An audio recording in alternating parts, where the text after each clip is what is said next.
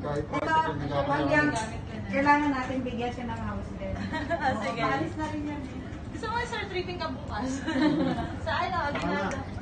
Tripping ka na lang bukas. Yung ano, magkano ba monthly? Pero if ever pwede kong Ay, sa software ngayon mo, wala pa kami na-advise na ganyan mo dito. We should maintain po kasi yung ano sa Oo ma'am, saka maintain tayo second floor lang po.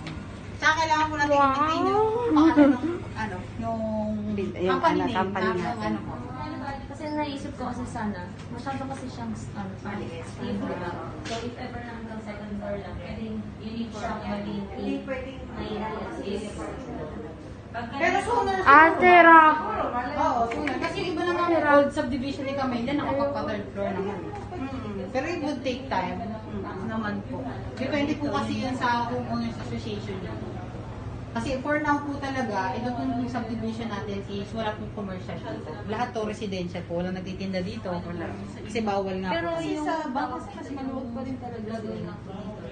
Maluwag pa rin talaga ano. Yung itong partition po, kasama po. Meron pa tayo over na. Meron pa po yung parang mag-50-50 pa kung ayaw niyo po na ang layout, Oo, pwede pa. ang sinilyo, Kaya nga po, mag-10 over to sa inyo.